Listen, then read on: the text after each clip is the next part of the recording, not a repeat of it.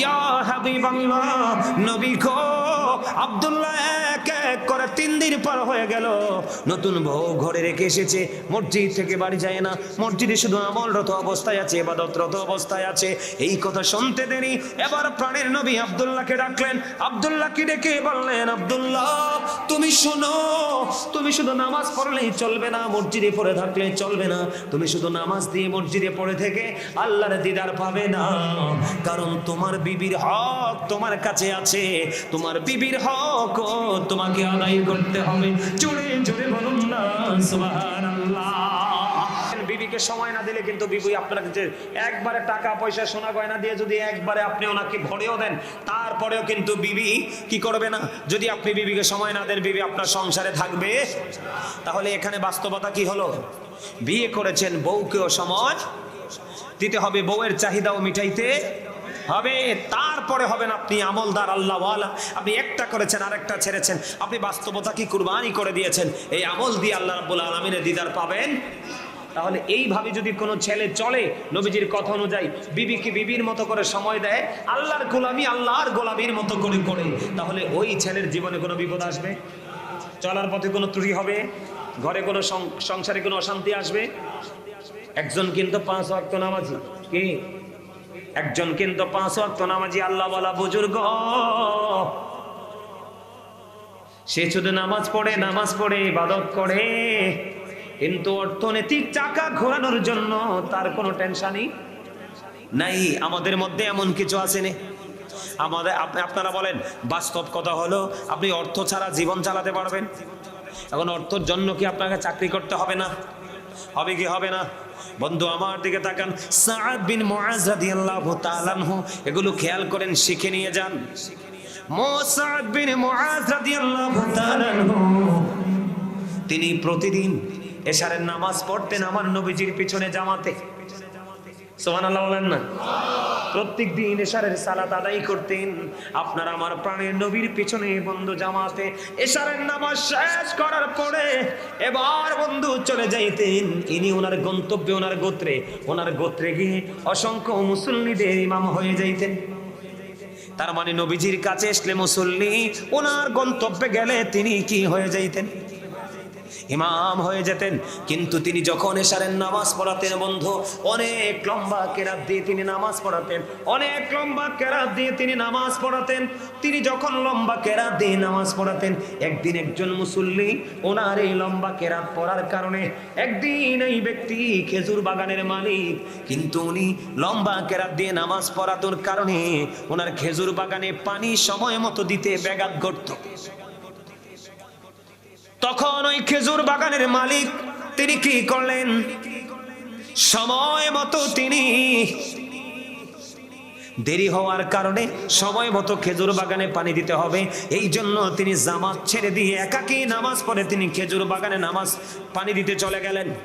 গভীরভাবে খেয়াল করেন, আমাদের মধ্যে যদি এই মানসিকতা থাকে, চিন্তাধারা থাকে, জীবনে কোনোদিন আপনার আমার মধ্যে কোনো বিপর্যয় আসবে না, বিপদ আসবে না। প্রত্যেকটা জায়গায় আপনি পারফেক্ট একজন মানুষ হিসাবে নিজেকে দাঁড় করাতে পারবেন। বিষয়টা বুঝতে পারছেন নি? সাআদ বিন মুআজ নবীজির পিছনে মুসল্লি, নিজের গোত্রে এসে এশারের জামাতের ইমাম, কিন্তু তিনি যখন নামাজে দাঁড়াতেন লম্বা কেরাত দিয়ে তিনি নামাজ পড়াতেন। তিনি যখন লম্বা কেরাত দিয়ে নামাজ পড়াতেন, একদিন একজন খেজুর বাগানের মালিক লম্বা কেরাত দিয়ে নামাজ পড়ানোর কারণে তিনি কি করলেন? এবার বন্ধু ছেড়ে দিয়ে এখান থেকে চলে গেলেন খেজুর বাগানে, নামাজ পড়লেন না, একা একা নামাজ পড়ে চলে গেলেন। বন্ধুই বিচার চলে গেল প্রাণীর নবীজির কাছে। আমার নবীজির কাছে যখন বিচার গেল, নবীজি যখন জানতে পারলেন, জানতে পারার পরে এবার ওই ইমাম সাহেবকে নবীজি ডাকলেন, তার মানে সাআদ বিন মুআজকে ডাকলেন।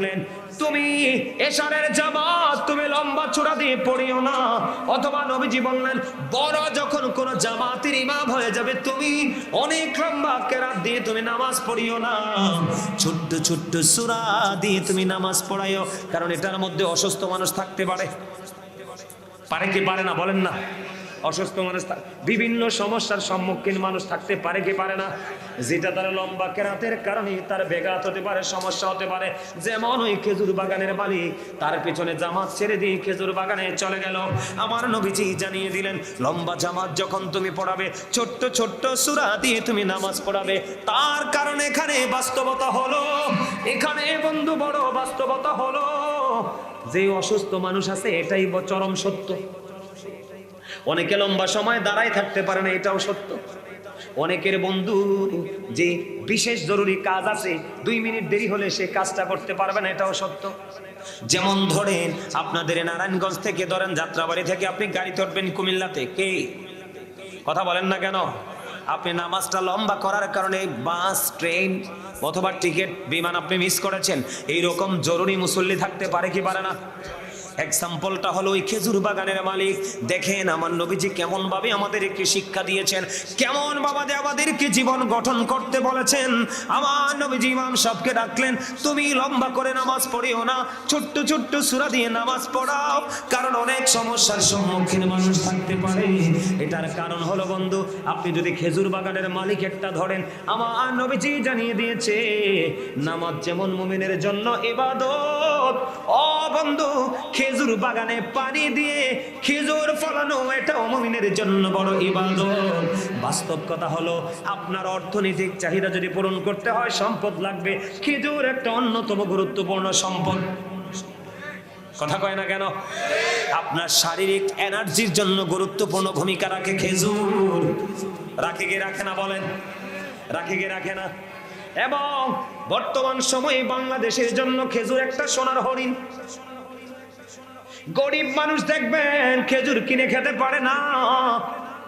এই জন্য নবীজি বলেছেন, তুমি শুধু নামাজ লম্বা করে পড়লেই চলবে না, তোমাকে জীবন জীবিকা উপার্জন করতে হবে। এই জন্য তুমি নামাজকে নামাজের মতো করে পড়ো, অর্থ উপার্জনের জন্য অর্থ উপার্জনের ফায়সালাটাও তুমি সেই মতোই করো। জোরে জোরে বলুন না সুবহানাল্লাহ। নাম ধরে কেউ ডাক দেনি মা ছাড়া পৃথিবীতে কেউ আছে? কথা বলেন আছে? এই জন্য নবীজি বলেছেন, হতভাগা সে, হতভাগা সে, হতভাগা সে ইয়া রাসূলুল্লাহ। নবী গো, কে সেই হতভাগা? নবীজি বললেন, পিতামাতা দুজনকে পেয়েছে অথচ একজনকে পেয়েছে, দুজনের একজনকে আদর করে ভালোবেসে দিয়ে জান্নাতি হতে পারলো না, তার মতো হতভাগার কেউ হতে পারে না। নবীজিকে, এই যুবকেরা শোনো, শিক্ষিত ছেলেরা কিন্তু মা বাবাকে বেশি কষ্ট দেয়, মূর্খ ছেলেরা কিন্তু বাবা মাকে বেশি কষ্ট দেয় না। এটাই হলো বাস্তবতা। আমার নবীজিকে একজন প্রশ্ন করলেন, ইয়া রাসূলুল্লাহ, আমার বাবা আমার উপার্জিত অর্থ নিজের মতো করে খরচ করতে চায়। আমার নবীজি বললেন, শুধু তোমার উপার্জিত অর্থ নয়, তুমি নিজেও তোমার বাবার সম্পদ। কথা বুঝতে পারছেন আমার? এই যেই সন্তানের প্রতি বাবা অবাধ্য, সেই সন্তানের প্রতি আমার আল্লাহ, সেই সন্তানের প্রতি আমার আল্লাহ অবাধ্য। নবীজিকে প্রশ্ন করা হলো, নবী গো, আমার কাছ থেকে সবচেয়ে মধুর আচরণ পাওয়ার হক কার বেশি? নবীজি বললেন, ক্বালা উম্মুকা, তোমার মা। আবার প্রশ্ন করলেন, ক্বালা সুম্মা মান, তারপরে কে? নবীজি বললেন, ক্বালা উম্মুকা, তোমার মা। আবার প্রশ্ন করলেন, ক্বালা সুম্মা মান, তারপরে কে? নবীজি বললেন, ক্বালা উম্মুকা, তোমার মা। আবার প্রশ্ন করা হলো, ক্বালা সুম্মা মান, তারপরে কে? নবীজি বললেন, ক্বালা আবুকা, তোমার বাবা। সুবহানাল্লাহ বলেন না? আরে জোরে বলেন। মা বাবার সাথে ভালো আচরণ করবেন তো? মা বাবার সাথে প্রেমের বন্ধন লাগাবেন তো? সবাই লাগাবেন? মা বাবাকে ভালোবাসতে হবে। আমি যে আলোচনাটা করতেছিলাম আপনারা শোনেন, যে তুমি গজল গাইছি, গজলের সাথে একটু আলোচনাটাও করে নিলাম, দুই তিনটা হাদিস বলে দিলাম। সম্মানিত উপস্থিতি, আমার দিকে তাকান, আমি কি আলোচনা করতেছিলাম মনে আসেনি? আমরা একটু আগে যে বলতেছিলাম ভুলে গেছেন? একজনও মনে রাখেন নাই? তো ওয়া শুনে লাভ হইব কি? গজলে বলে গেছেন, এটাই সত্য কথা, একদম সত্য কথা তিনি বলছে। ভুললে কিন্তু চলবে। গজলকে গজলের মতো করে রাখতে হবে, আলোচনাকে আলোচনার মতো করে রাখতে হবে। নবীজি কি বলেছেন? যে তুমি শুধু নামাজ পড়লে চলবে না, তোমাকে কি করতে হবে? অর্থ উপার্জন করতে হবে। করতে হইলে আমাদের বাংলাদেশে কৃষকরা অনেকে শশা ক্ষেত করে না, টমেটো করে না, ভেন্ডি করে কিনা, এমনি করে কেউ মাছের চাষ করে, কেউ আপনার চিংড়ির ঘের, কেউ মাছের ঘের, এরকম করে এক একজনে অর্থনৈতিকভাবে স্বাবলম্বী হওয়ার জন্য একটার পর একটা অর্থ একে উপার্জন করার জন্য বিভিন্ন কাজে নিজেকে যুক্ত রেখেছে। নবীজি বলেছেন সময় মতো মাঠেও ফসলের পানি দিতে হবে, এটাকে সেচ দিতে হবে, কীটনাশক প্রয়োগ করতে হবে এবং নামাজকে নামাজের মতো করে পড়তে হবে। জোরে জোরে কোন সুবহানাল্লাহ। নামাজের সময় ফসল নিয়ে ভাবা যাবে না, কৃষি কাজ করার সময় নামাজ নিয়ে ভাবা যাবে না, যেটা করবেন সেটাকে মনোযোগ দিয়ে করতে হবে। জোরে জোরে কোন সুবহানাল্লাহ। বন্ধুরে আমার আপনার প্রাণে নবীজি আপনাকে আমাকে শিক্ষা দিয়েছে। এদিকে তাকান, তিনজন লোক মনে মনে চিন্তা করলেন নবীজি তো আল্লাহর প্রিয় হাবিবুল্লাহ, ওনার আমলের কাছে আমাদের আমলগুলো একেবারে নগণ্য, একেবারে ছোট, আমরা তো ওনার মতো আমল করতে পারিনি। এবার নবীজি শুনতে পাইলেন হাদিস শরীফের মধ্যে এসেছে তিনজন। কয়জন? একজন মনে মনে চিন্তা করলেন আমি বিরামহীন ভাবে রোজা রাখতে থাকবো।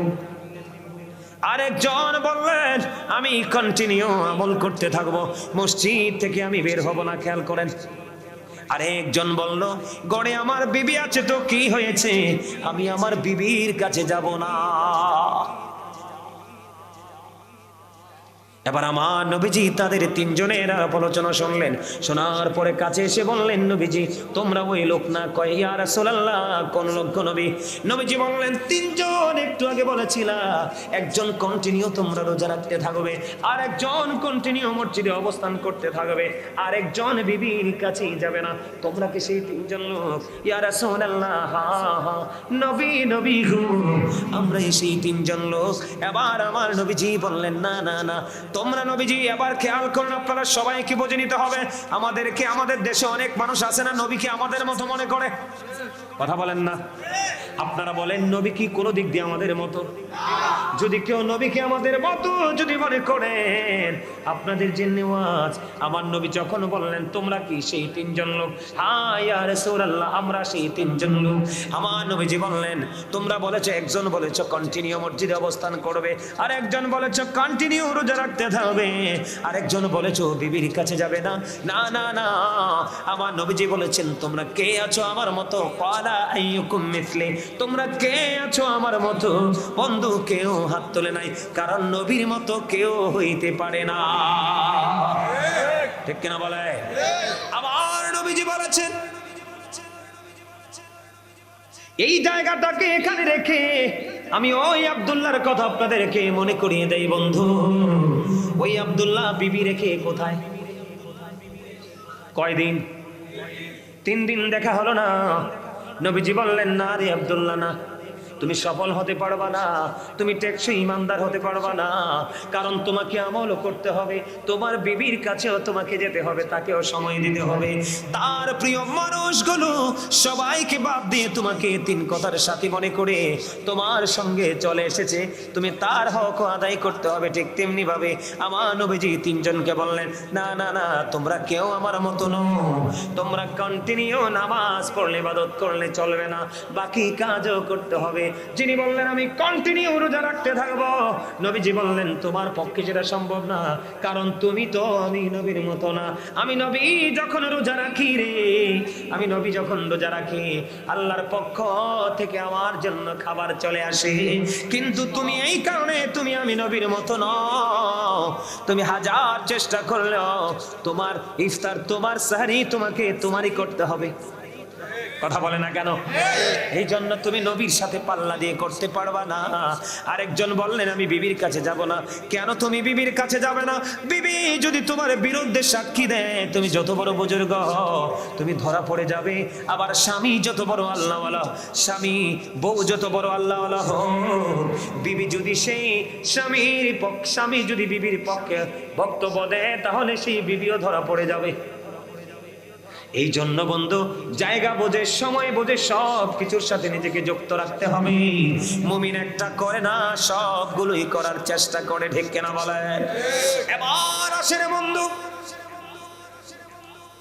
আমার নবী বাস্তবতাকে কেমন ভাবে মূল্যায়ন করেছেন। এক সাহাবী অসুস্থ হয়ে গেল, আমার নবী যে সাহাবীকে দেখতে গেলেন, খেয়াল করেন আমাদের চিন্তা ভাবনা কতটা বন্ধু নিচু, আমাদের চিন্তা ভাবনাটাকে আমরা স্মার্ট করতে পারি না।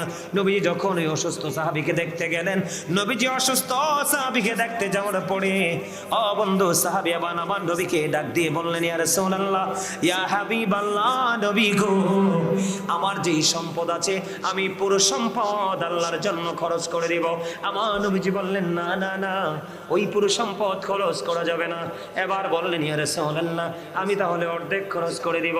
আমার নবীজি বললেন, না না না, অর্ধেকও খরচ করা যাবে না। এবার আমার নবীকে একটা ডাক দিয়ে বললেন, 1/3 খরচ করে দিব। এবার আমার নবীজি বললেন, হ্যাঁ এটা তুমি এটা করতে পারো। এবার আপনাদের কাছে একটা প্রশ্ন জাগতে পারে, নবীজি সবটার যখন কথা বললেন নবীজি বললেন না, অর্ধেকটার কথা যখন বললেন নবীজি বললেন না। বন্ধু 3/1 কথা বলতে নবীজি বললেন হ্যাঁ। এটার কারণ কি? এটার কারণ হলো আমার দিকে তাকান, আপনার ওয়ারিশ আসেনি, আপনার আমার ওয়ারিশ আসেনি, পরবর্তী প্রজন্ম আসেনি, ছেলে মেয়ে আছে, বাল বাচ্চা বন্ধু আপন স্বজনের আছে। এই জন্য নবীজি বারবার বলেছেন, একবার সবগুলো নবীজি বললেন না, অর্ধেক বললেন নবীজি বললেন না, 3/1 বললেন নবীজি বললেন হ্যাঁ। তার কারণ হলো বন্ধু, আপনি যদি সব সম্পত্তি যদি আল্লাহর জন্য আল্লাহর পথে যদি খরচ করে ফেলেন, আপনার সন্তান হয়ে যাবে মিসকিন। বুঝে নেন বাস্তবতাকে আমার নবী কেমন ভাবে আপনাদের সামনে তুলে ধরেছে বন্ধু। আমার নবীজি বলে দিয়েছেন কি? আমার নবীজি বলেছেন, তুমি যদি সবটা ব্যয় করে ফেলো, খরচ করে ফেলো, তোমার সন্তান হয়ে যাবে মিসকিন। অর্ধেকটা দান করার কথা বলাতে নবীজি বললেন না।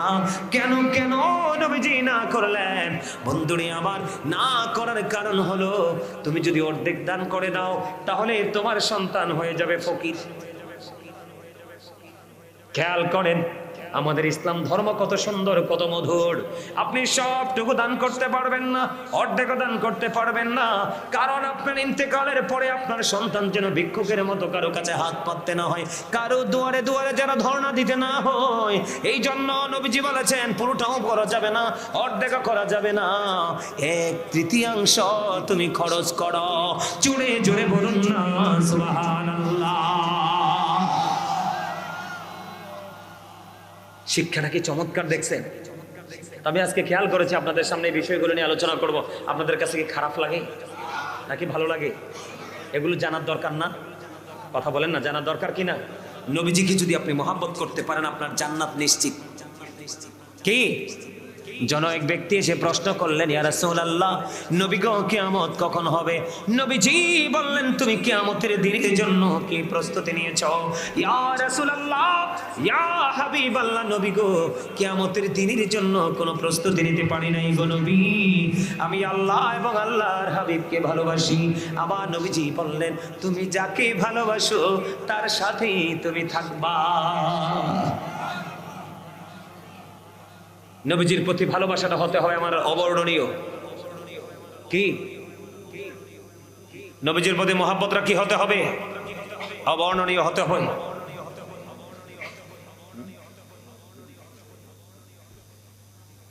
ঠিক আছে,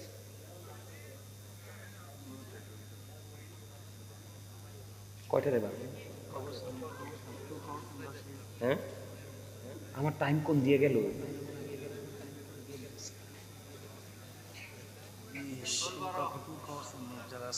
হ্যাঁ হ্যাঁ, ঠিক আছে। দেখছেন নি আমি উঠছি কতক্ষণ হয়েছে? 2 ঘন্টার উপরে পার হয়ে গেছে। হ্যাঁ, দেখছেন নি কান্দুটা? আমি তো কইতে পারতাম না ঘড়ি কোন দিকে। আসলে সত্যি আমার খবর নাই তো। আমার বাজান বলছে মোনাজাত দিয়ে দিতে, আমি মোনাজাত দিয়ে দিব আপনাদের সামনে, আপনাদের সবাইকে নিয়ে আমি দোয়া করে দিব। তবে একটা জিনিস গুরুত্বপূর্ণ, যে বিষয়টা আমি একটুখানি ছোট্ট একটা টপিক আমি আপনাদেরকে দিতে চাই, নিবেন? এটা আমি আপনাদের জন্য খুব বেশি দরকার, কারণ আপনারা ঢাকা শহরের মানুষ। কোন শহরের মানুষ? হ্যাঁ হ্যাঁ, এটা জানি, এটা বলবো। আপনারা কি কোন শহরের মানুষ? ঢাকা শহরের মানুষ। এই কেউ বিরক্ত হয়ে না, আমি এখনই দোয়া করে দিব। এর দিক তাকান। আমি 10 থেকে 15 মিনিট লাগবে না, আরো কম সময়ের মধ্যে আমি একটা টপিক আপনাদেরকে দিতে চাই। এখন আমাদের বাংলাদেশের মানুষ কি সুস্থ বেশি না অসুস্থ বেশি? আরো জোরে বলেন। অসুস্থ বেশি না অসুস্থতার কারণ কি আপনারা জানেন? জানেন না? এদিকে তাকান। এই কথা বলেন না দয়া করে, যুবকদেরকে বলছি।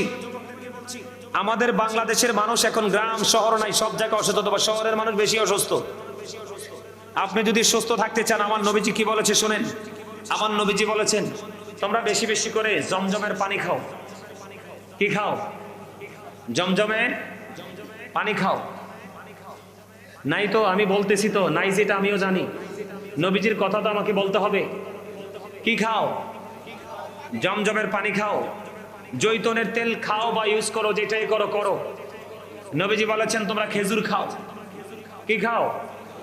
কালিজিরা খাও, মধু খাও। সুবহানাল্লাহ বলবেন না?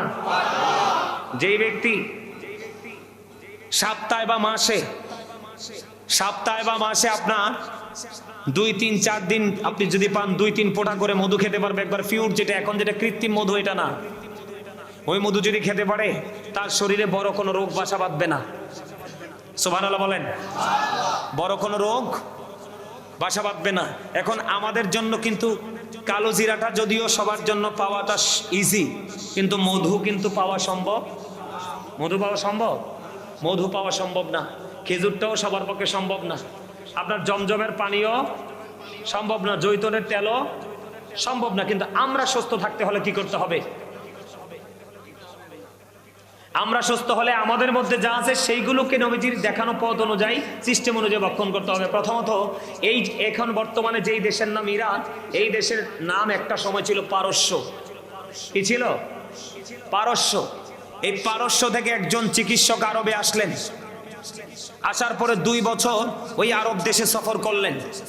2 বছর সফর করার পরেও একজন ডক্টর, একজন চিকিৎসক ওই দেশে কোনো রুগী পেলেন না।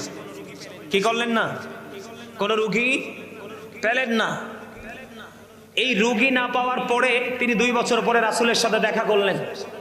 আমার নবীজিকে প্রশ্ন করলেন যে আমি 2 বছর আপনার এই দেশে বিচরণ করেছি, কিন্তু একটা অসুস্থ রুগীও পাই নাই। কথা বোঝেন? কি পাই নাই? একটা অসুস্থ রুগীও পাই নাই। আপনার দেশের মানুষ সুস্থ থাকার কারণ কি, মানে কি? আমার নবীজি বলে দিয়েছেন, সুস্থ থাকার মানে হলো, সুস্থ থাকার কারণ হলো, আমার দেশের মানুষ অতিরিক্ত পেটে খিদা না লাগলে তারা খাবার খায় না। আবার খাবার যখন খাইতে বসে, তৃপ্তি আসার আগেই তারা খাবারটা ছেড়ে দেয়। এদিকে তাকান। তার মানে কি? পেটটাকে 3 ভাগ করে। কয় ভাগ?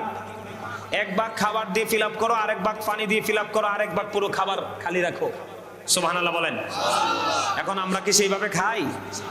এই রবিরা রাসূল আরো বলেছেন, তোমরা গরুর গোশত খাবে কম, দুধ খাবে বেশি। কারণ যত মেডিসিন ইউজ করা হয়, কি করা হয়? যত মেডিসিন ইউজ করা হয় গরুর বডিতে সবকিছু থাকে গোশতের মধ্যে। কিসের মধ্যে? তোমরা দুধ বেশি বেশি করে খাও, কারণ দুধ আসে শাক সবজি ঘাস থেকে। কথা কি বুঝতে পারছেন আমার?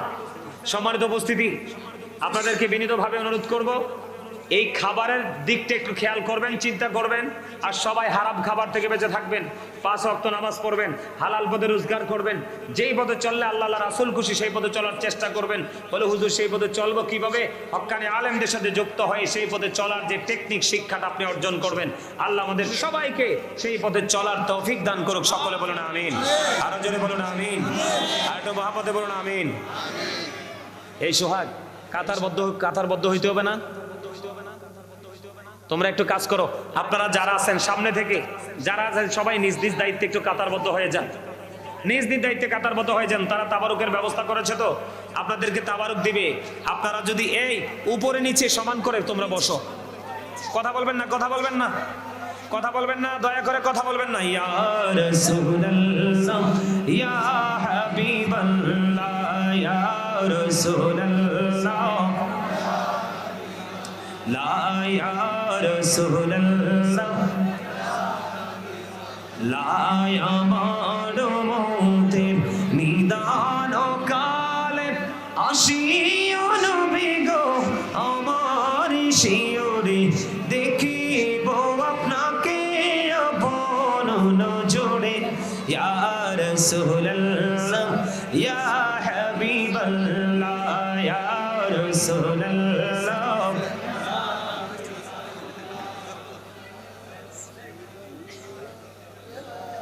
হাসছেন কেন?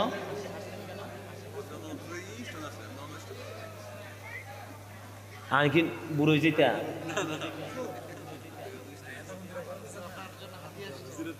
হ্যাঁ,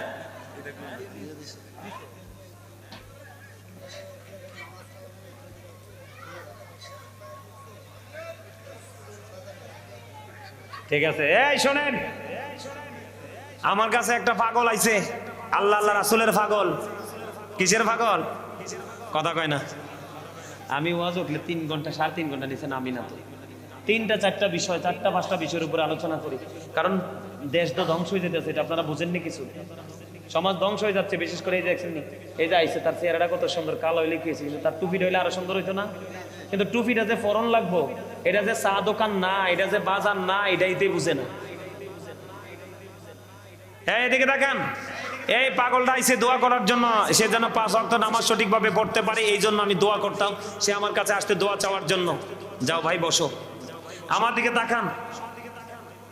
এই নামাজটা আমি বলতে পারি নাই। একটা ছোট্ট হাদিস বলি, এটা কি শীতের দিন না? কথা কয় না। এটা শীতের দিন কি না? শীতের দিন নেই। শীতের দিনে গাছের পাতা ঝরে না? আপনারা তো শহরের মধ্যে দেখেন, গাছের পাতা ঝরে কি ঝরে না? এদিকে তাকান, ঝরে কি ঝরে না? গাছের পাতা ঝরতে থাকে, থাকে না? এই আমার নবীজি বলেছেন, যেই ব্যক্তি আল্লাহর সন্তুষ্টির জন্য আল্লাহকে ভালোবেসে নামাজের মাধ্যমে আল্লাহর কুদরতি কদমে সেজদা দেয়, আমার নবীজি বলেছেন ওই শীতের দিনে যেমনি ভাবে শুষ্ক হয়ে গাছের পাতাগুলো ঝরে ঝরে পড়ে, ঠিক তেমনি ভাবে ওই নামাজের জীবনের গুনাহগুলো এমনি ঝরতে ঝরে পড়তে থাকে। আপনি মনে মনে ভাবতেছেন যে হুজুর, আমি তো ভালো মানুষ হতে চাই, আমি পারতেছি না, আমি কি করব? কে? আমি ভালো মানুষ হতে চাই। কি হতে চাই? আমি ভালো মানুষ হতে চাই, ভালো আমলদার বান্দা হতে চাই, কিন্তু আমি পারতেছি না। আমাকে একটা রাস্তা দেখাই দেন। একটা সহজ সঠিক রাস্তা হলো নামাজ। কি সঠিক রাস্তা? কি? আল্লাহ কোরআনে বলেছে সূরা আনকাবুতের মধ্যে, ইন্নাস সালাতা তানহা আনিল ফাহশাই ওয়াল মুনকার। নামাজ মানুষকে খারাপ কাজ থেকে বিরত রাখে, বাঁচায় রাখে। তবে নামাজ তো যেমনি পড়েন, এখন ওযু ঠিক মতো করেন না, প্রস্রাব করে পানি ঢাল ভালো করে। এখনকার ম্যাক্সিমাম ছেলেরা জিন্স প্যান্ট পরে বইতে পারে না, দাঁড়াইয়ে প্রস্রাব করে দেয়। কথা কয় না কেন? কে ভুল কথা কইছি আমি? হ্যাঁ, সমস্যার কোনো শেষ নাই। নামাজকে নামাজের মতো করে পড়েন, কমপক্ষে 40 দিন একটানা 5 ওয়াক্ত নামাজ পড়েন, দেখবেন আপনার সব কিছু ক্লিয়ার হয়ে যাবে। বুঝতে পারছেন? আল্লাহ আমাদের সবাইকে 5 ওয়াক্ত নামাজ পড়ার তৌফিক দান করো। সকলে বলুন আমিন। আমরা আমাদের দুনিয়াকে দুনিয়ার জায়গায় রাখবো, আল্লাহর গোলামিকে গোলামের জায়গায় রেখে আমরা আমাদের জীবনে পথ চলবো। আল্লাহ যেন আমাদের সবাইকে সেইভাবে পথ চলার তৌফিক দান করে। সকলে বলুন আমিন। আরো জোরে বলেন আমিন। এত মহব্বতে বলুন আমিন। এদিকে তাকান। এই তাবারুক রেডি হইছিনি? এই সোহাগ, তাবারুক কি রেডি হইছে? এই নয়ন, এই আমার দিকে চাইতে হইব তো সবাই রে। তাবারুক কি রেডি? রেডি? তাহলে এই দিক দিয়ে দিতে হইব। তোমরা টিম ভাগ করো, এক এক জানে এক একটা লাইনে, একবার এদিক থেকে দিয়ে ওপারে যাবা। এই আমি বলি আপনারা আমার দিকে তাকান। আমার আলোচনা যদি আপনারা কেউ কষ্ট পান, আল্লাহর রাস্তায় ক্ষমা করবেন। আর যদি ভালো লাগে, আমার এই কথাগুলোর উপর ভিত্তি করে আমল করার চেষ্টা করবেন। বিশেষ করে শুভর জন্য সবাই দোয়া করবেন। শুভর যে আপন স্বজন, পরিবার পরিজন সবাই আছে, সবার জন্য, বাবা মা যারা আছে সবার জন্য দোয়া করবেন আপনারা। আমিও আপনাদের সবার জন্য দোয়া করব। এদিকে তাকান। আপনারা সবাই একবার সূরা ফাতিহা, তার মানে আলহামদুলিল্লাহ শরীফ, 3 বার সূরা ইখলাস, তার মানে কুল হু আল্লাহু আহাদ, এই সূরাটা 3 বার। কয়বার? একবার সূরা ফাতিহা, 3 বার সূরা ইখলাস, কয়েকবার দুরূদ শরীফ। এই আপনারা নিচের দিকে তাকাইয়া আপনারা আপনাদের আমল করতে থাকেন, আর তোমরা তোমাদের তাবারুক দিতে থাকো, কিন্তু কথা বলা যাবে না। এই সামনের দিক দিয়ে শুরু করো, আসো। আপনারা ফাতিহা শরীফ, ইখলাস শরীফ পড়তে থাকেন, ডান বাম কোনো দিকে তাকানোর দরকার নাই। আপনারা নিচের দিকে তাকায়া তাকায়া আপনারা আপনাদের আমল করতে থাকেন। আর কমিটির কাজ হলো আপনাদের হাতে তাবারুক পৌঁছে দেয়া। তারা ধীরে ধীরে আপনাদের কাছে তাবারুক পৌঁছে দেবে।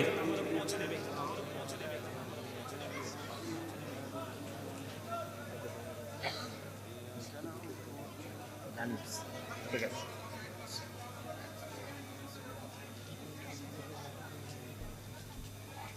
অনেক সময় নিতে থাক, অন্য সময় নেই।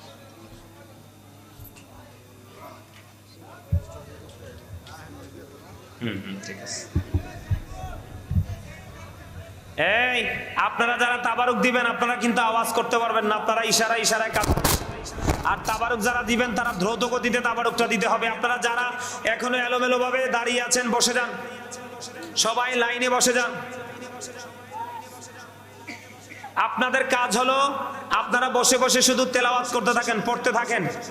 আর তাদের কাজ হলো তারা তাবারুক দিয়ে চলে যাবে।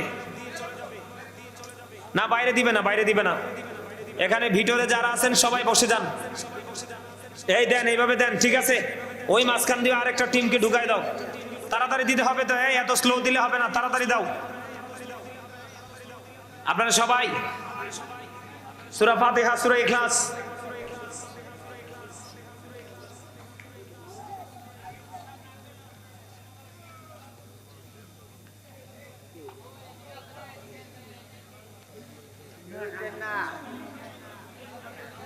আপনারা কথা বলবেন না, দয়া করে কেউ কথা বলবেন না প্লিজ।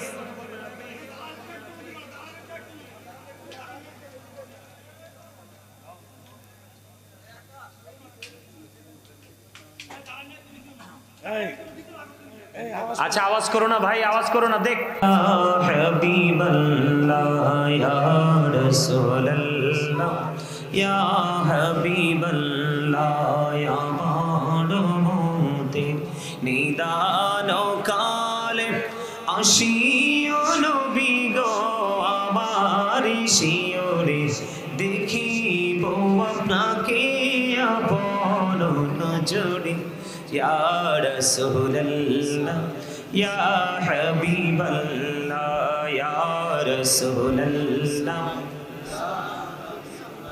লামন করনা কি রশিয়া সওয়াল করবেন বসাইয়া নিবেন পর্দা দয়াল নবী উঠাইয়া সালাম জানাবো কদম সুইয়া ইয়া রাসূলুল্লাহ ইয়া হাবিবাল্লাহ ইয়া রাসূলুল্লাহ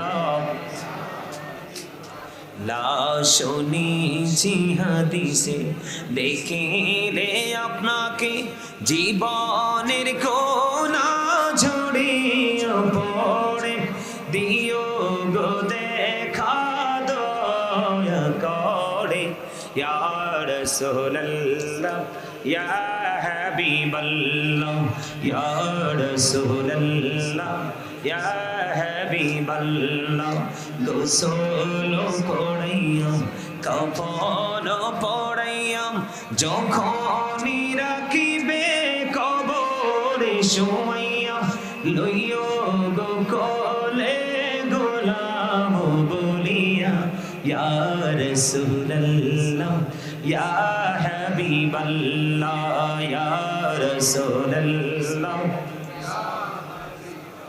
লা ইয়া রাসূলুল্লাহ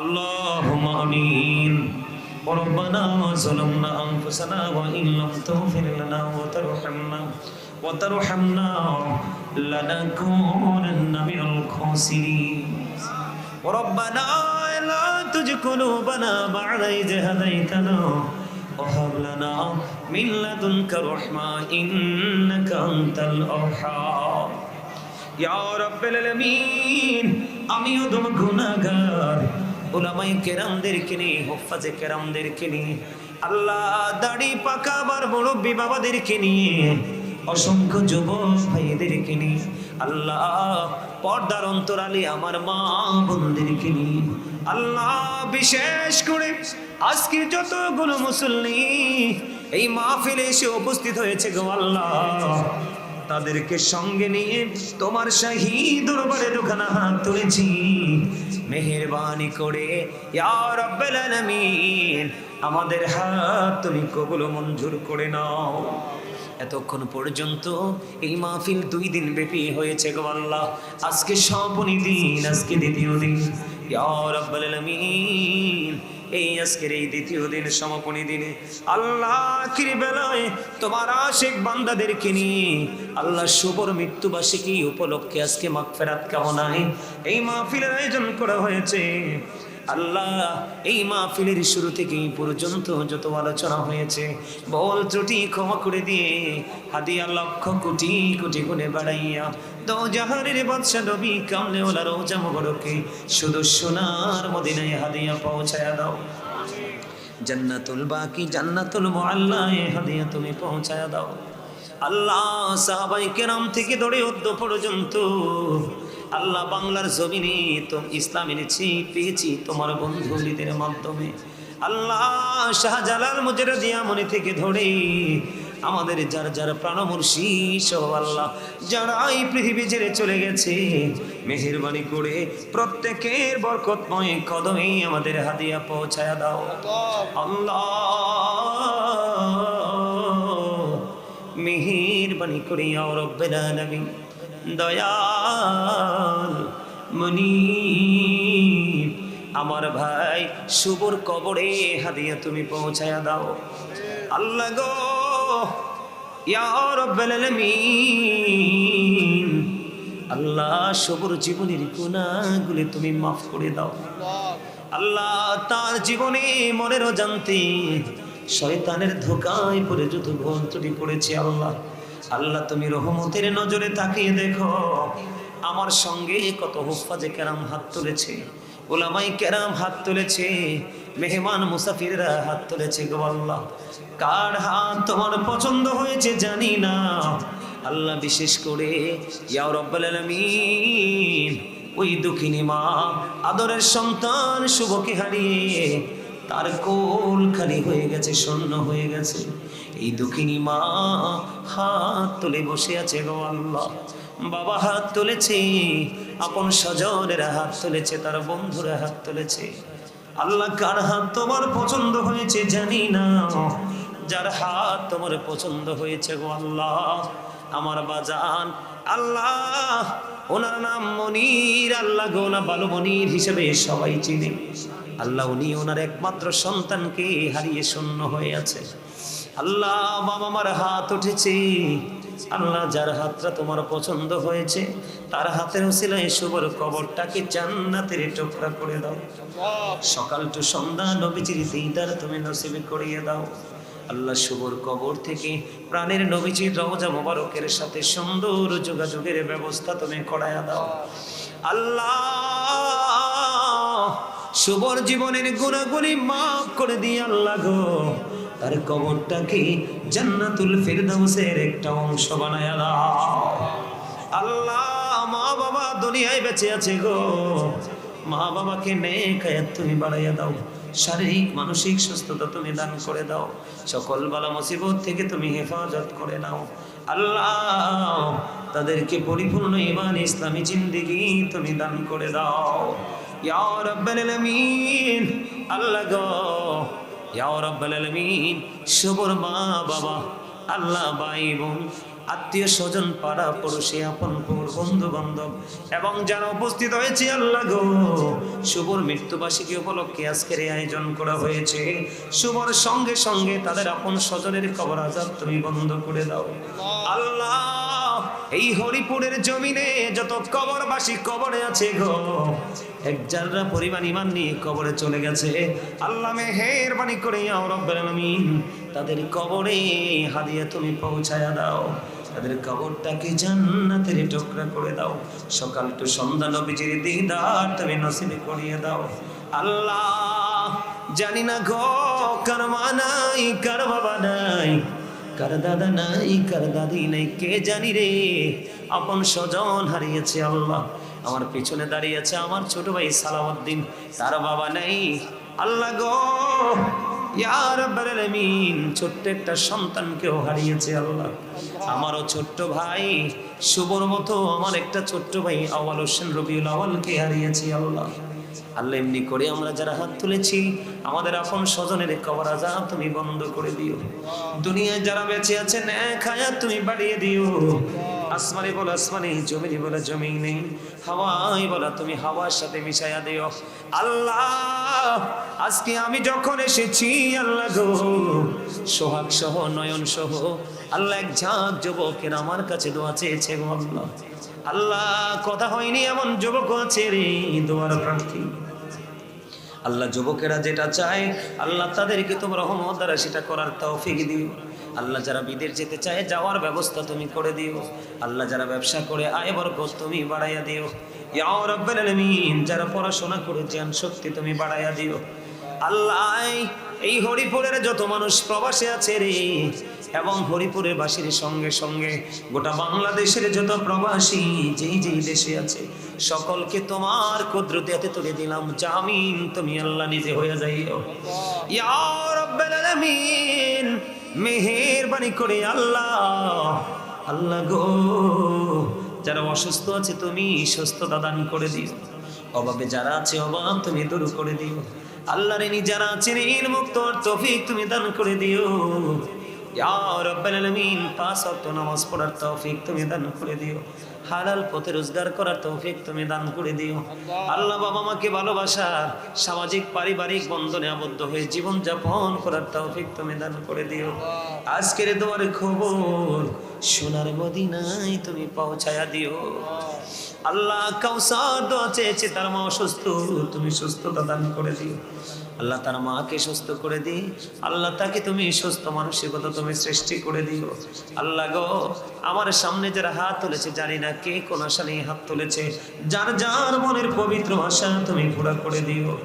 আল্লাহ শুভকে কেন্দ্র করে যেন গো এই মাহফিলটাকে আমার বাজান সারা জীবন যেন ধরে রাখতে পারে। আর এই মাহফিলের উসিলায় এই হরিপুরবাসী যারা কবরে আছে জান্নাতি হতে পারে, যারা দুনিয়ায় বেঁচে আছে তারা যেন হেদায়েত প্রাপ্ত হতে পারে। আল্লাহ সেই তৌফিক তুমি দান করে দিও। দয়া করে ক্ষমা করো মনিব আমার, ভিখারি রহিব বসে ছাড়িব না ধার। কহিবার নাহি কিছু আমি গুনাহগার, সব কিছু মেনে নেব পরোয়ার দিগার। ভালো মন্দ সবই আছে তোমার জমিনে, ধরিবে না দোষ প্রভু আশা রাখি মনে। ছোট বড় সব কাজে করো মেহেরবানি, তুমি তাসবি তুমি হাসিবি তুমি রব্বানি। আদর করে বান্দা তুমি দয়াল বানায়া, কেমন করে জাহান্নামে ফালাইবা, কেমন করে জাহান্নামে ফালাইবা। আল্লাহ খালি যদি দাও ফিরাইয়া, মোরা যাব কার কাছে, তুমি ছাড়া আপন বলো আর কে মোদের আছে রে দয়াল, আর কে মোদের আছে। আমরা রে দোয়া তুমি দয়াল কবুল করছুনি, এই জীবনের গহনারি দয়াল ক্ষমা করছুনি। আল্লাহ শুভর কবরের আযাবে বন্ধ করছুনি। আল্লাহ গো, আল্লাহ এই হরিপুরের প্রত্যেকটা বাসায় বাসায় তোমার রহমত তুমি বর্ষণ করে দিও। আল্লাহ যতগুলো আমার মুরব্বী বাবা এসেছে এই শীতকে উপেক্ষা করে, আল্লাহ অসংখ্য যুবক এই জান্নাতের বাগানকে উপস্থিত হয়ে মুখরিত করেছে গো আল্লাহ। আল্লাহ গো, কিছুই তো দিয়ে দিতে পারবো না। প্রত্যেকটা যুবককে, প্রত্যেকটা দাড়ি পাকা আমার মুরব্বী বাবাকে, আল্লাহ দোয়ার প্রার্থী যারা তাদেরকে, আমার মা বোনদেরকে সবাইকে তোমার কুদরতে তুলে দিলাম। তাদের জামিন তুমি আল্লাহ নিজে হয়ে যাইও। আল্লাহ কত নামে ডাকলাম জানি না কোন ডাক তোমার পছন্দ হয়েছে। যেই ডাকটা তোমার পছন্দ হয়েছে সেই ডাকের উসিলায় আমাদেরকে তুমি কবুল করে নাও। শুভকে কবুল করে নাও, বাবা মাকে তুমি কবুল করে নাও, তাদেরকে তোমার প্রিয় বান্দাদের অন্তর্ভুক্ত করে নাও। নেক হায়াত বাড়াইয়া দাও ইয়া রাব্বুল আলামিন। সকল প্রতিকূলতা তুমি দূর করে দাও। আল্লাহ কোন নামে ডাকিলে গো খুশি, তুমি কোন নামে ডাকিলে গো রাজি, মোদের সেই ভাষা জানা নাই। আর কে মনে পাইব গো তোমায়, নাহি জানা ও পায়রে দয়াল, নাই জানায় পায়।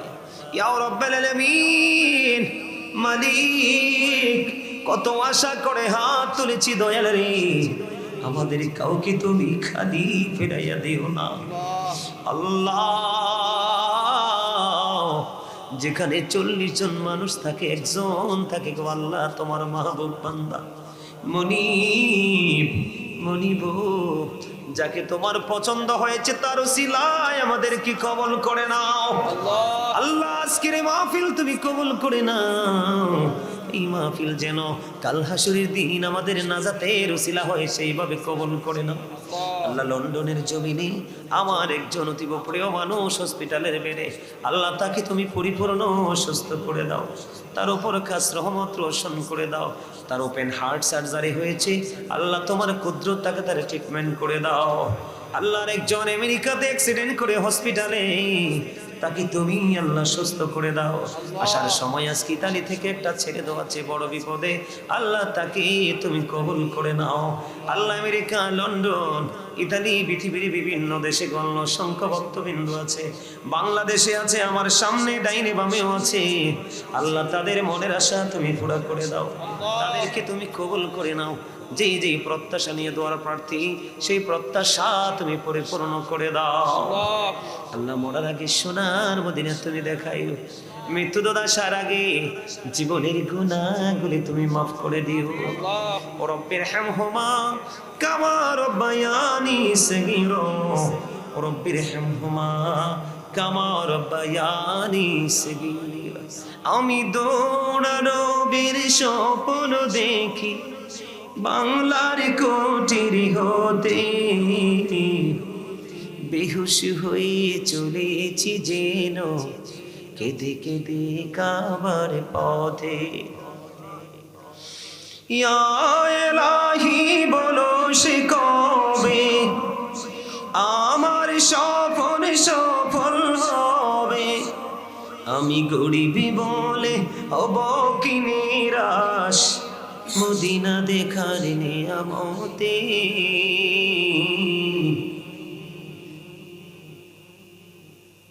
আমি দৌড়ারবির স্বপ্ন দেখি বাংলার কুটি হতে, স্বপ্নে শুনিনি তুই রাতে যেন কাবার মিনার থেকে কাঁদিছি বেলাল ঘুমন্ত সব মুসলিমেরই ডেকে ডেকে, বেহুশ হয়ে চলেছি যেন কেঁদে কেঁদে কাবার পথে। হাই গো খোদা, কেন মোরে পাঠাইলা কাঙ্গাল করে? হাই গো খোদা, কেন মোরে পাঠাইলা কাঙ্গাল করে? যেতে নারী প্রিয় নবীর মাজার শরীফ জিয়ারতে, বেহুশ হয়ে চলেছি যেন কেঁদে কেঁদে কাবার পথে।